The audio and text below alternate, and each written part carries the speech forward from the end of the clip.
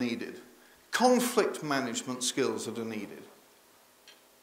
And the first question to be asking is, why aren't they asking about those things? Particularly at a senior level.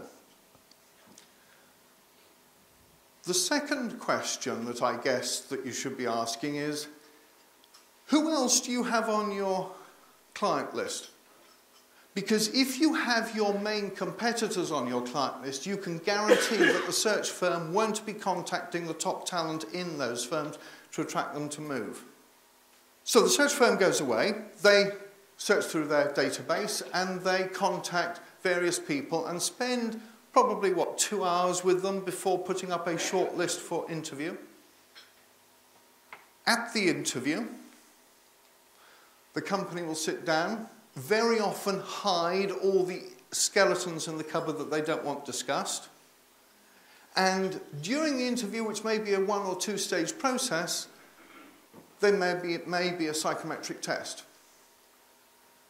Question for the producers of the psychometric test. Has it been adjusted to fit the company profile, the company culture, and the actual job requirements, or is it off the shelf?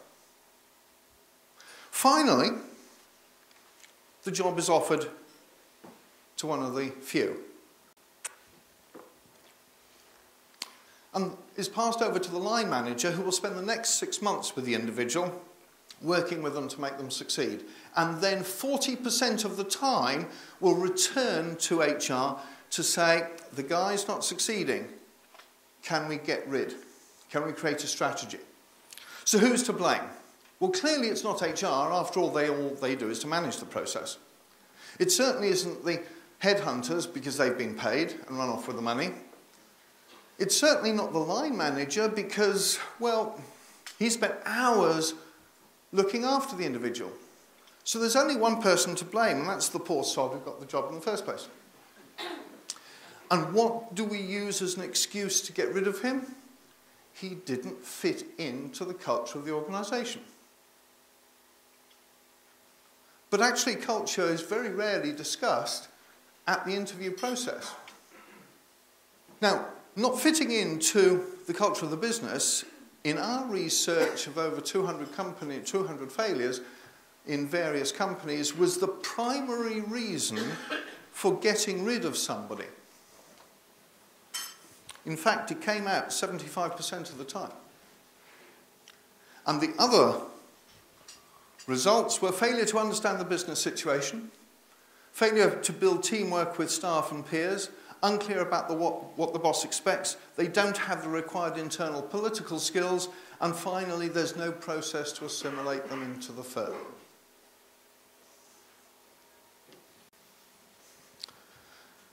So what's the cost of all this?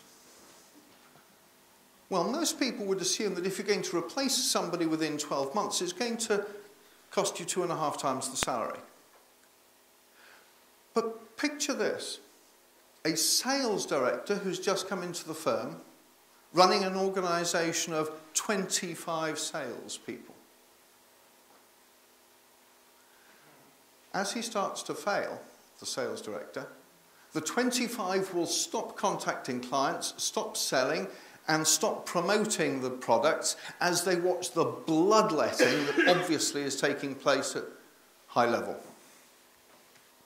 Let me ask you some questions. How long do you think it takes for an executive to become a net contributor to the organisation? Any answers? 9 months. 9 months. Great. Anybody else? 6 months. 2 years. 2 years. Fine. In a similar unscientific poll that we undertook, we asked over 200 chief executives, and they came up with the answer of 6 months. Imagine what you could do if you could reduce that transition time by 4, 5, or even 6 weeks. What would be the financial benefits?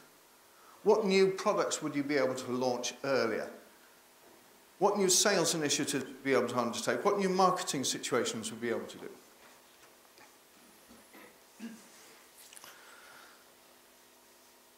Now, enough of, in a sense, the facts. Let's move on and have a look at some of the mistakes that can be made.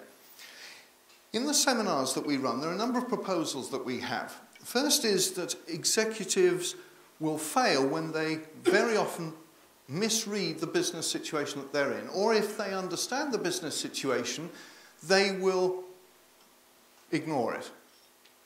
Secondly, that executives very often will try and introduce quick wins in order to make themselves look good when they're first going into an organisation, and without taking into account culture and so on.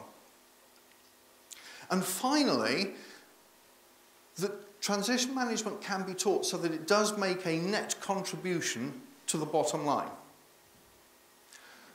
Let's take a look at the first reason for failure. That is not understanding the transition type. There are 4 transition types that I would like to discuss, the first of which is startup. Now, startup is great. It's a blank sheet of paper. It's a new company. It's a new department. It's a new project. It's very easy to put in processes, bring in staff, and also to create the culture and the rules that you want. The problem with it is that it takes a long time to set up. Then there's turnaround. Turnaround is essentially where sales and productivity have peaked and might even be going down. Everybody understands that change needs to take place, but the one great advantage with turnaround is that a small improvement can make a huge difference to the morale of the team. Then you have restructure. Now, restructure is interesting because very often this is where there's been huge past success in an organisation and the people at the top are living on that past success. The people at the bottom actually feel more constrained and tied up by layer after layer of new rules and regulations. The challenge here is to move the people at the top so that they either recognise that they need to change or to move them on. And then finally, there's continuation. Continuation is where very often things have been set up nicely, it's very often after startup, and things are really motoring. The challenge at this stage is to work out the 1 or 2 percentage points that you can have to make an improvement. Now let's have a look at recruitment and transition at this stage, because most people who are looking for a senior executive want somebody who has been dynamic. They want somebody who has made a difference to the organisation. And therefore, they will most likely choose those people who have been used to start-up and turnaround, because those are easy to measure. You went from 0 sales to 48 million in 2.5 years. Or sales had peaked, and therefore we were able to make an improvement. The ones that are least sought after are people who have vast experience in restructure and continuation. A, because the improvement may have happened anyway, but who wants someone who comes into an interview and says, well, when I took over the company, it was really doing very well.